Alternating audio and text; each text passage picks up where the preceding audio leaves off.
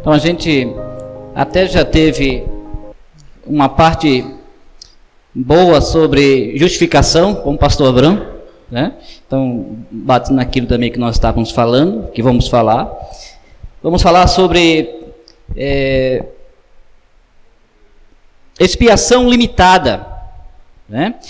Que é o terceiro ponto do calvinismo contra os arminianos, e que equivale ao capítulo 2 dos Cânones de Dort, né? A morte de Cristo e a redenção do homem através dela.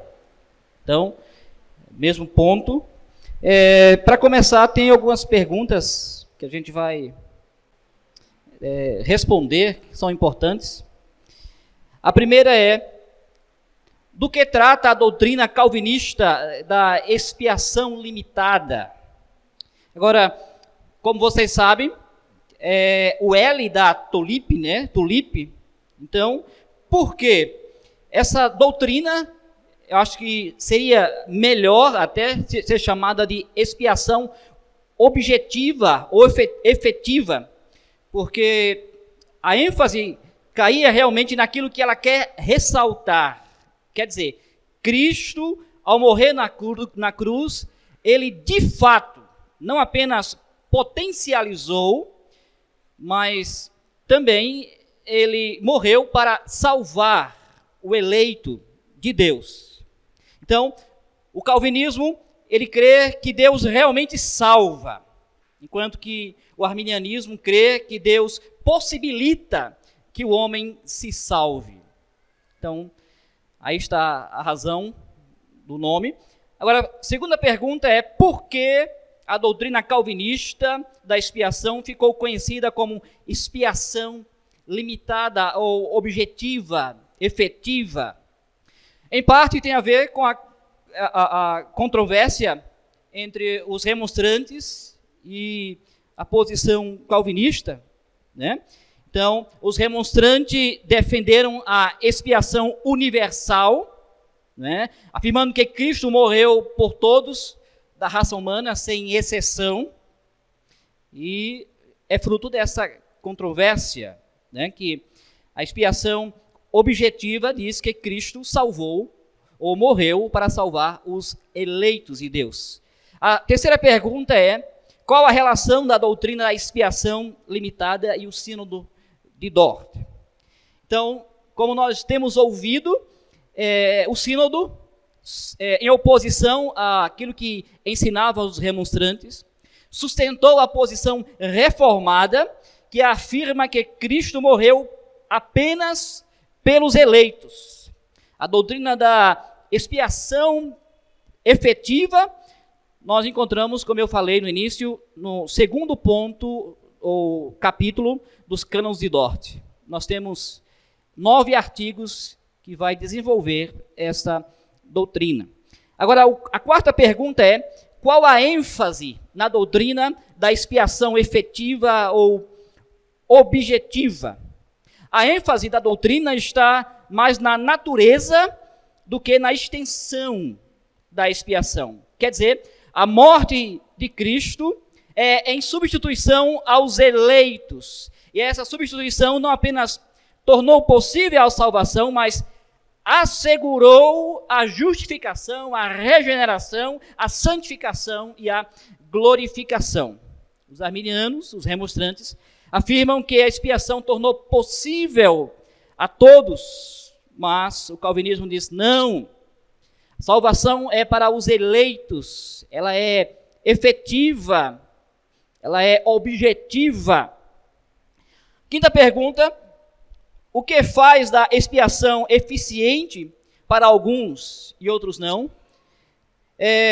Quando as antigas doutrinas da graça, elas foram pregadas, e prega a expiação efetiva, não se deve entender com isso que o calvinismo está limitando a suficiência da expiação de Cristo. Não.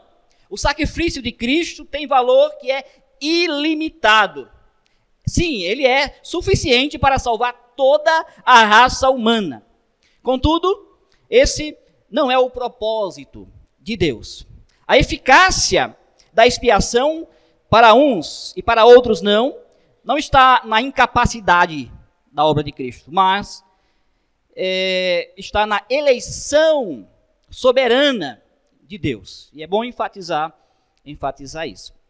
Agora, temos alguns versículos bíblicos que dão base para a expiação efetiva ou objetiva. Quero ler. João 10. Quero ler partes desses versículos, eu não vou ler todo o versículo, só algumas partes. João 10, versículo 11, 14 a 15 e 26. João 10, 11, 14 a 15 e 26. Eu vou selecionar algumas partes. Ele diz: eu sou o bom pastor dá a vida pelas ovelhas. Eu sou o bom pastor, conheço as minhas ovelhas e elas me conhecem a mim. Assim como o Pai me conhece a mim e eu conheço o Pai, dou a minha vida pelas ovelhas. Mas vós não credes, porque não sois minhas ovelhas. Em outras palavras, o que Jesus diz nesses versículos é que ele tem um rebanho. Ele tem um rebanho. E por essas ovelhas desse rebanho, ele deu a sua vida. Outro texto, Efésios 5, 25. Efésios 5, 25. Que diz: Cristo amou a igreja e a si mesmo se entregou por ela. A igreja por ela. Agora, Apocalipse, capítulo 5, versículo 9. Que diz, Apocalipse 5, versículo 9, diz: e entoavam um novo cântico, dizendo: digno és de tomar o livro e de abrir-lhe os selos, porque foste morto e com o seu sangue compraste para Deus os que procedem de toda a tribo, língua, povo e nação. Compraste para Deus os que procedem de toda tribo, língua, povo e nação. Agora vamos a Marcos capítulo 10, versículo 45. Marcos 10, 45.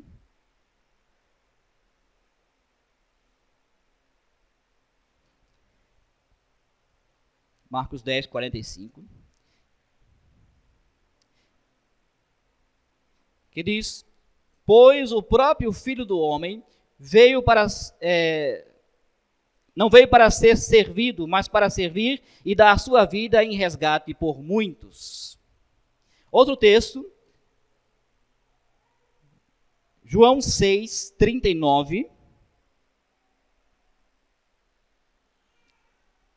Que diz: e a vontade de quem me enviou é esta, que nenhum eu perca de todos os que me deu.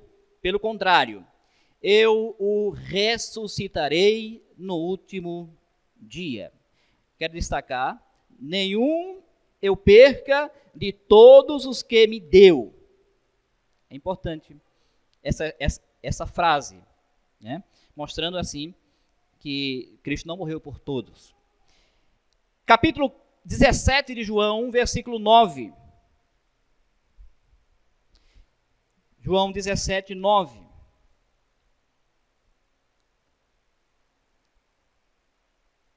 Que diz: não rogo pelo mundo, mas por aqueles que me deste, que são teus. Por aqueles que me deste. João 11, 52. E não somente pela nação, mas também para reunir num só corpo, os filhos de Deus que andam dispersos. Os filhos de Deus.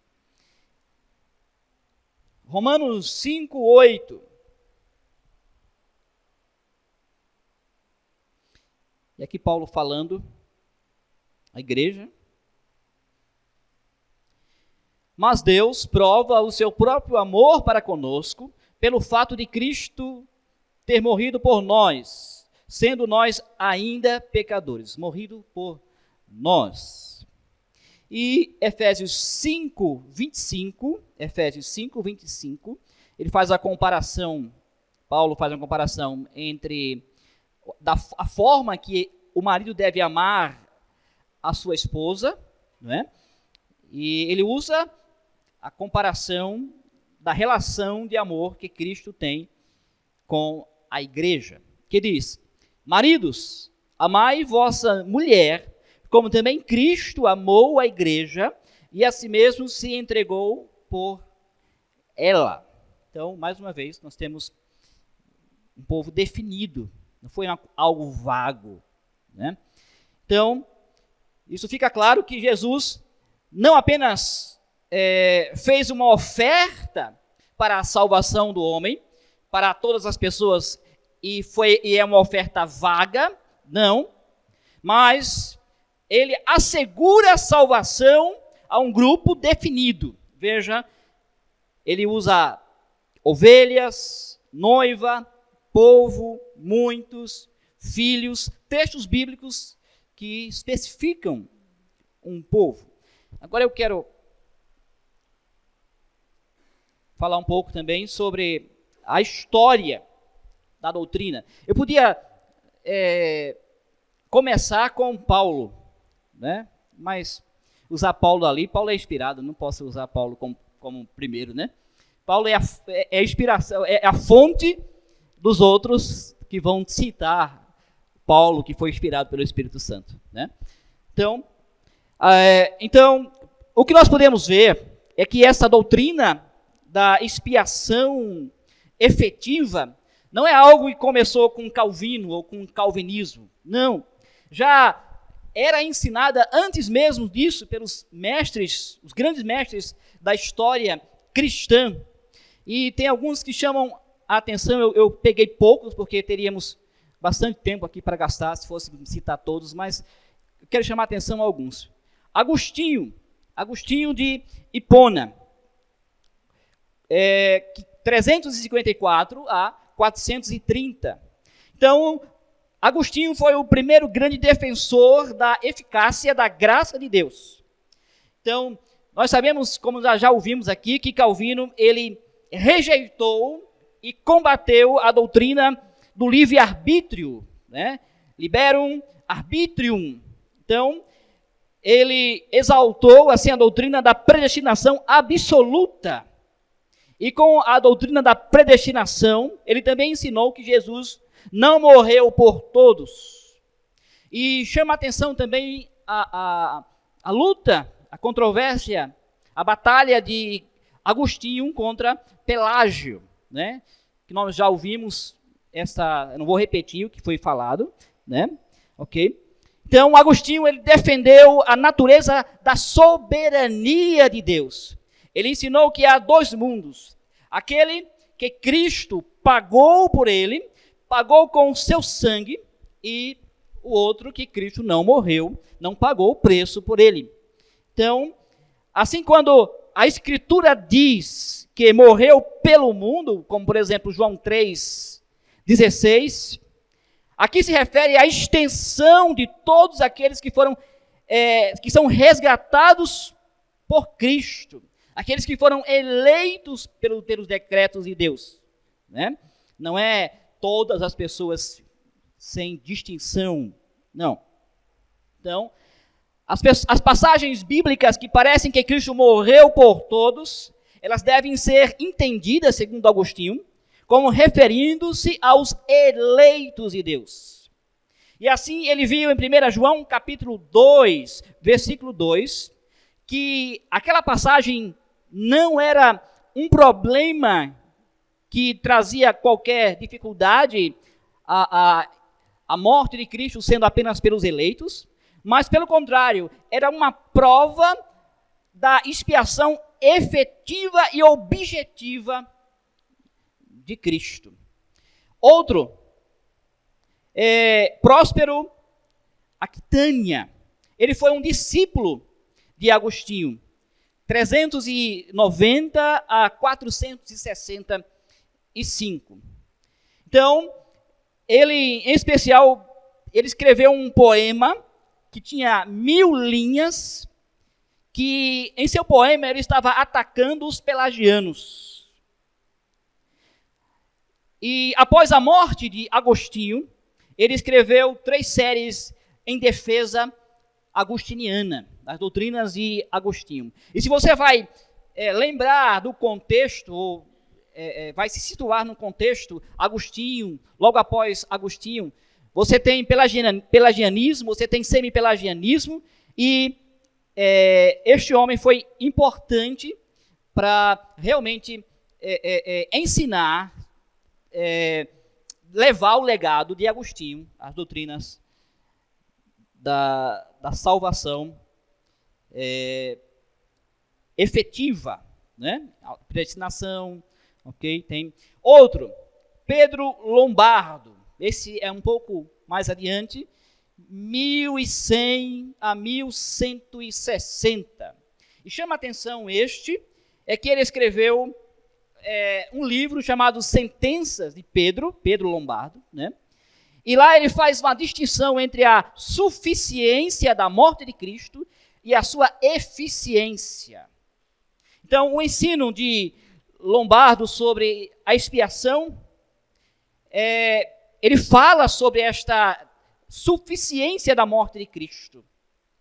Tanto ele fala sobre a suficiência e ele distingue da eficiência. Então, a partir da sua publicação no século XII, né, e ao final do século XVI, as sentenças de Pedro foi o contexto teológico mais importante da língua latina. Então, por isso que ele é importante. Os estudantes de teologia chegavam a ser graduados em bacharelado, em mestrado, após terem estudado as sentenças de Lombardo. Tão profundo que era o seu tratado, né, teológico. Então, ele realmente defendeu a expiação de Cristo objetiva. E João Calvino, não vou citar João Calvino, nós já temos ouvido bastante, né, a teologia reformada, ok? Então, nós vemos que a doutrina da expiação objetiva foi defendida e ensinada por alguns dos mais importantes teólogos cristãos da história da igreja. E eu posso até dizer, na verdade, o calvinismo e os remonstrantes até alguns chegam a concordar que o resgate não foi por todos, né? A questão é a natureza deste limite. É limitada pela escolha de Deus, ou ação de Deus, calvinismo, ou pela livre escolha do homem, pelo livre-arbítrio. Aí você vê muito do arminianismo em si, né? Vamos prosseguir um pouco. Agora, eu quero usar os cânones de Dort, eu quero usar o capítulo 2, né? E eu quero fazer uma aplicação. Eu não vou fazer aqui uma exegese. Não é isso. Não é isso o meu propósito aqui. É fazer uma aplicação usando os 9 artigos, os 9 artigos exatamente, do 2º capítulo, né? Então, observem, vamos ver João 3,16. João 3,16. Vamos ler.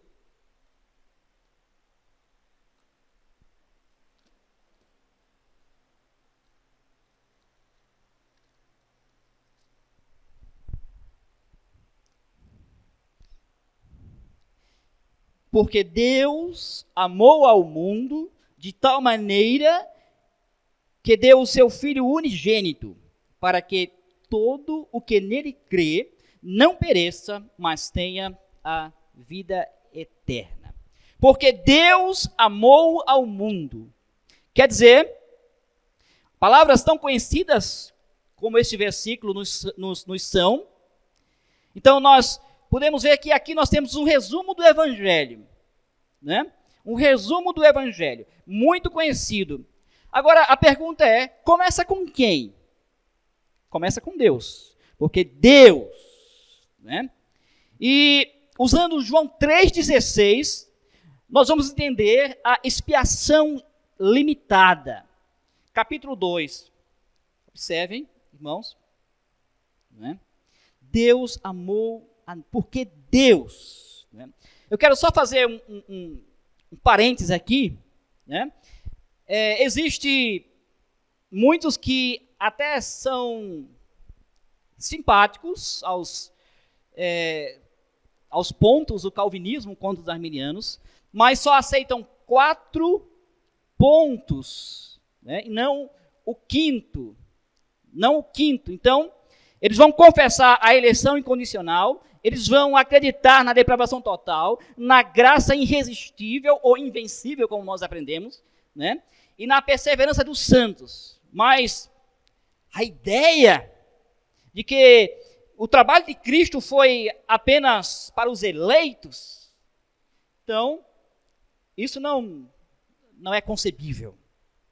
Agora vamos voltar agora ao texto, né? Então, porque Deus amou ao mundo de tal maneira que deu o seu Filho unigênito. Unigênito. Ok? Artigo 1. Eu quero ler o artigo 1.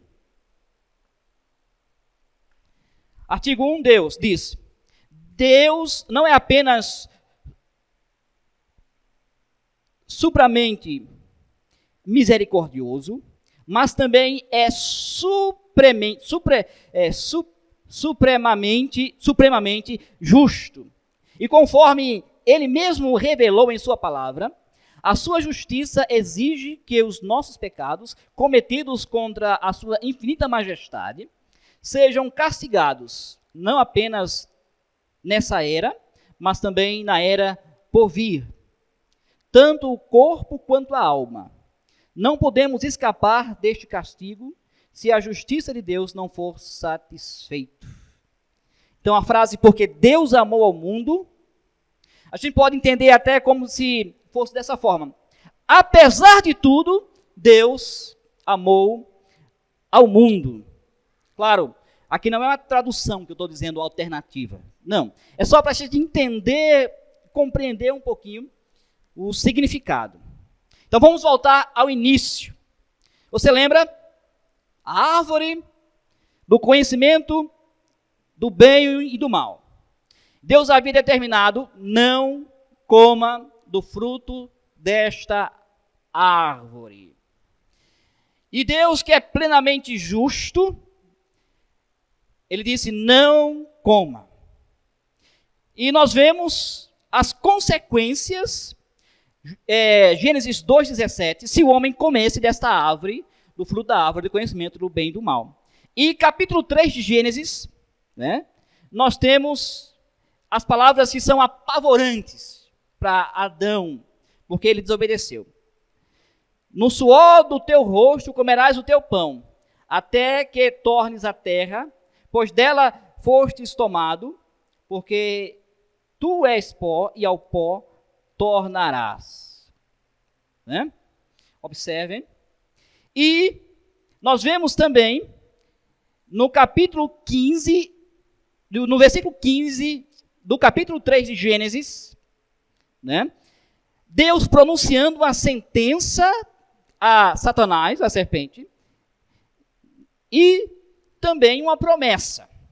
Ele diz, Gênesis 3,15, porém inimizade entre ti e a mulher, entre a tua descendência e o seu descendente, este te ferirá a cabeça, e tu lhe ferirás o calcanhar. O que nós temos aqui é o que é chamado proto-evangelho. Proto, quer dizer, primeiro, evangelho, boas novas. Então, nós temos aqui o primeiro anúncio do evangelho, Gênesis 3,15. Salvação e condenação. Mas eu quero voltar um pouco, eu quero dar um passo atrás, né? Lembrando um pouquinho sobre o que Deus havia dito, né? Que o homem não comesse, Deus havia anunciado que o homem podia viver sob as bênçãos de Deus, sob os cuidados de Deus. Né? Mas o que aconteceu? O homem desobedeceu a Deus. E isso trouxe a maldição sobre ele e sobre a humanidade. Né? Agora vamos ver, o homem pecou, o homem desobedeceu a Deus. E o Senhor soube que Adão e Eva haviam pecado. O que Deus fez? Deus deixou-os para lá, condenou-os sem que não houvesse mais jeito para a humanidade? Não, de jeito nenhum. Deus chamou a Adão no versículo 9, onde estás? E aí nós vemos a ação de Deus dirigindo toda a história. Desde, como nós já ouvimos de Efésios 1:4, desde a eternidade, Deus já tinha um plano para a salvação deste homem. E após a desobediência deste homem, a queda deste homem, este homem que desobedeceu a Deus, que não tinha mais condição, pelo contrário, de se esconder de Deus, como nós ouvimos a figura que é feita, a gravura que é feita, que muitos fazem, o homem de um lado de um abismo, Deus do outro lado, e um grande abismo, aí Cristo é pintado como se fosse uma ponte, e nós ouvimos que não é assim, né? Porque se fosse o homem clamando a Deus, Deus, eu estou aqui, aí Cristo se faz uma ponte e o homem vai para Deus, não. Como nós ouvimos, é Deus que estende a sua mão, puxa este homem e toma para si. Né? Ok? Então, a ação de Deus. Artigo 2. A satisfação cumprida por Cristo. Nós, contudo, não podemos cumprir essa satisfação e nos livrar por nós mesmos da ira de Deus. Por isso, Deus, em sua infinita misericórdia, nos deu o seu Filho unigênito, como nosso fiador. Por nós, ou em nosso lugar, ele foi feito pecado e maldito na cruz, para que pudesse, em nosso favor, satisfazer a Deus. Agora vamos voltar à queda do homem. Onde estava a esperança?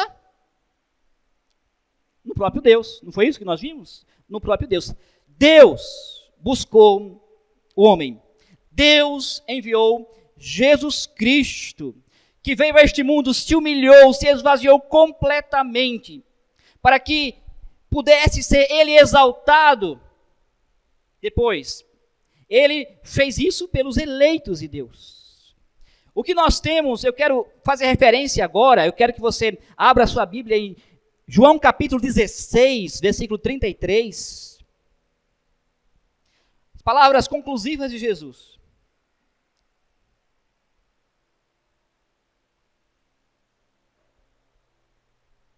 Observem que ele diz: estas coisas vos tenho dito, para que tenhais paz em mim. No mundo passais por aflições, mas tenham bom ânimo. Eu venci o mundo. Aqui ele está falando aos seus discípulos. Está falando aos seus discípulos. Observem. Né?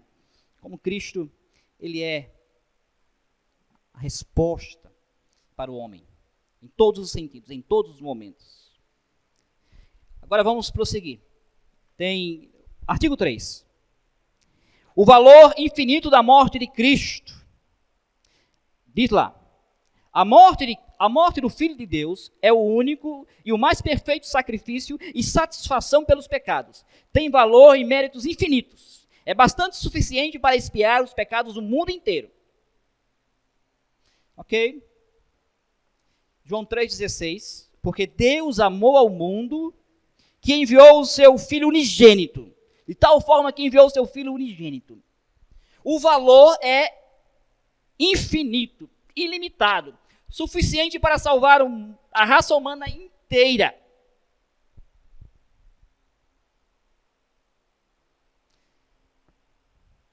Pergunta: por que nós confiamos então que ele tem poder para salvar? Artigo 4.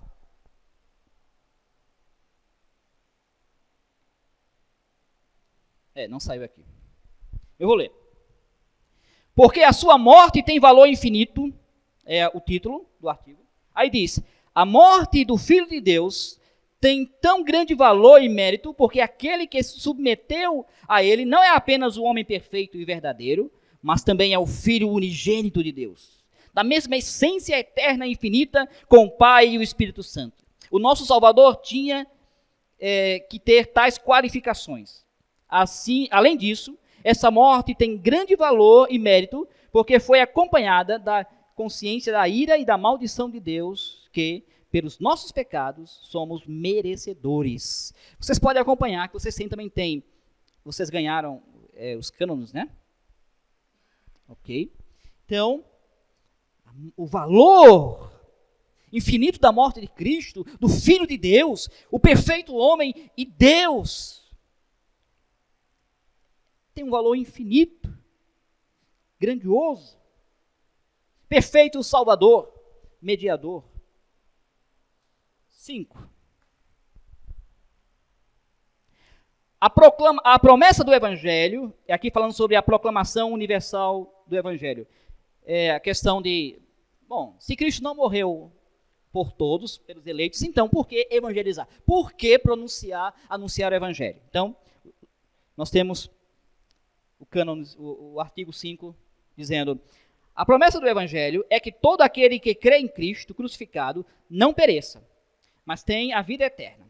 Esta promessa deve ser anunciada e proclamada universalmente, sem nenhuma discriminação a todos os povos e homens, os quais Deus, em seu beneplácito, envia o Evangelho juntamente com o mandamento de que se arrependam e creiam. Gênesis 3:16. Então nós temos no artigo 5, porque Deus amou ao mundo, um convite também aberto para que o Evangelho seja proclamado. Aonde? Ao mundo. Então, pelo contrário de dizer que não temos motivação, aqui nós temos a motivação para a evangelização. Se você vai puxar um pouco na história missionária, então você vai ver que na história, muitos homens calvinistas, que defendem e criam na doutrina da graça, então eles foram grandes missionários ou evangelistas. Por exemplo, os puritanos, que evangelizaram índios americanos, William Carey, na Índia, os anglicanos foram para Nova Zelândia, Austrália, os presbiterianos indo para as ilhas do Pacífico. Se você for puxar a história de missões, então eles fizeram coisas grandiosas. Esses homens fizeram grandes avanços com o Evangelho, proclamação do Evangelho de Cristo. Muitas e muitas pessoas convertidas pelo Evangelho a Cristo.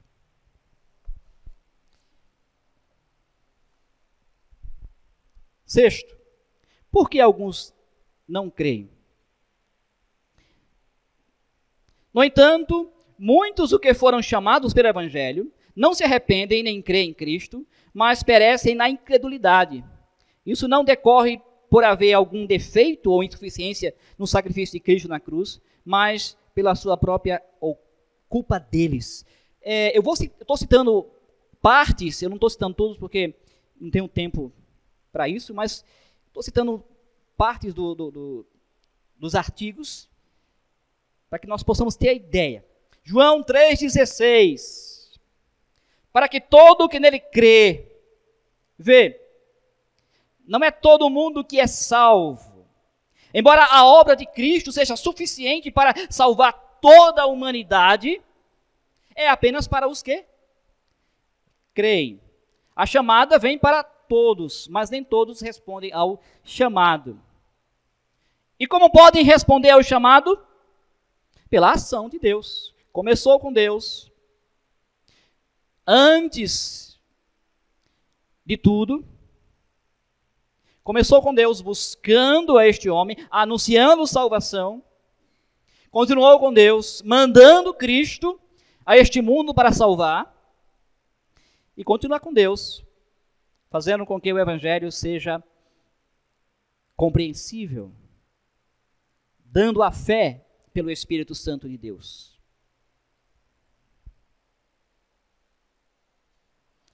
Então, o que é essa fé? Algo que vem de nós? Não. Porque pela graça sois salvos mediante a fé. Isso não vem de vós, é dom de Deus. Não de obra para que ninguém se glorie. Efésios 2, 8, 9.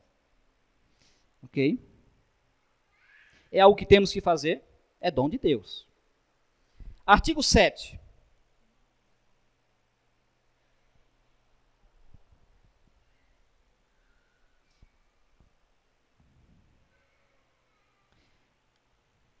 Eu não vou ler o artigo 7, quero ganhar um pouco de tempo. Né?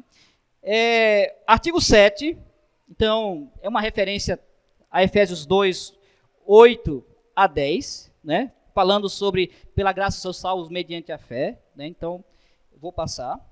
Então, o fato é que o bom pastor, ele busca as suas ovelhas.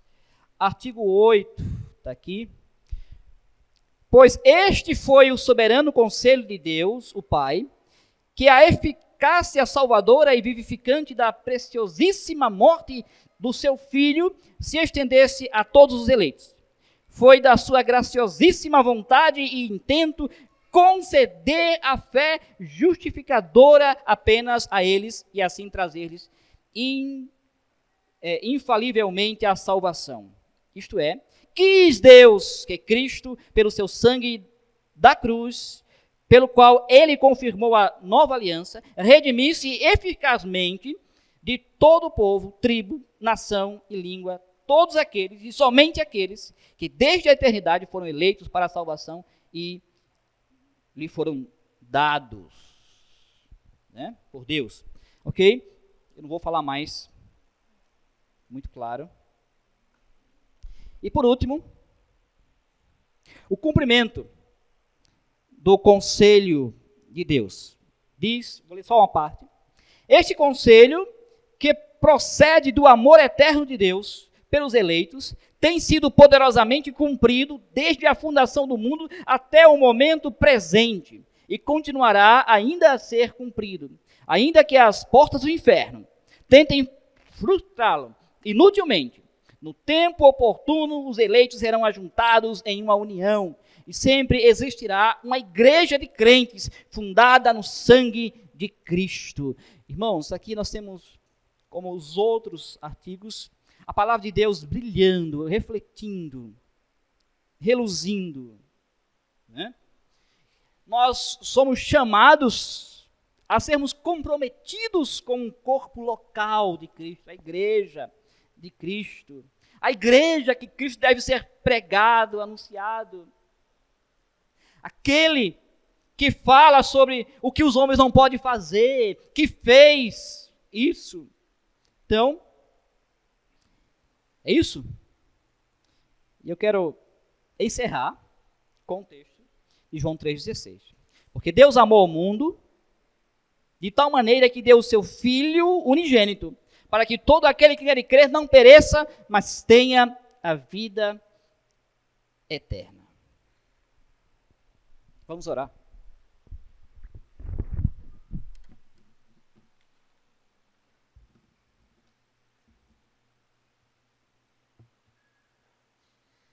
Senhor Deus, damos-te graças, Senhor, porque em tua infinita misericórdia e justiça, tu providenciaste salvação ao homem que caiu em pecado. Tu providenciaste o meio para que este homem fosse restaurado. Graças aos decretos eternos do Senhor.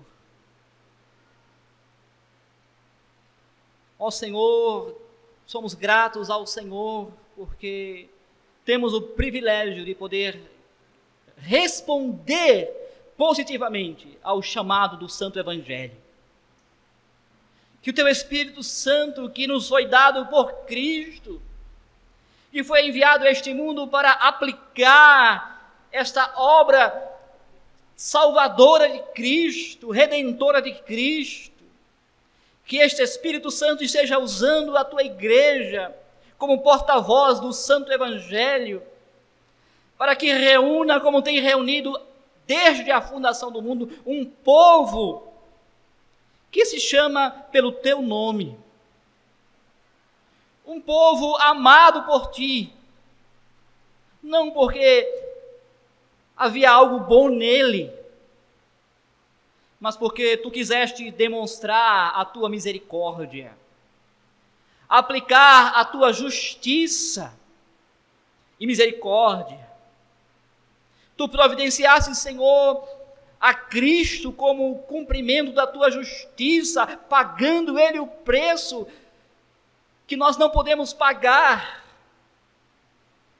A misericórdia é unida à justiça, mas Tu não deixas, Senhor, de forma nenhuma, sem castigo aqueles que continuam em sua disposição natural. Obrigado, Senhor, pelo Teu Espírito Santo, por Tua palavra, que tem nos conduzido, Senhor, a estarmos reunidos em torno da Tua palavra, para derramar os nossos corações, as nossas vidas aos Teus pés. Fortalece as nossas vidas, Senhor, firma os nossos passos, e que assim a Tua glória seja manifesta, como Tu quiseste revelar em Teus decretos, a glória do Deus soberano, a glória daquele que não depende do homem para realizar aquilo que são os decretos do Senhor. A Tua vontade soberana se manifesta. Obrigado por Teu amor, Senhor. Que Tu estejas trabalhando em nossas vidas a santificação, trabalhando a nossa vida de se colocar aos Teus pés, para fazer da Tua lei, da Tua palavra, o nosso prazer. Perdoa-nos, Senhor, os nossos pecados, que ainda nos mostra de que fonte nós viemos. Em nome de Cristo. Amém.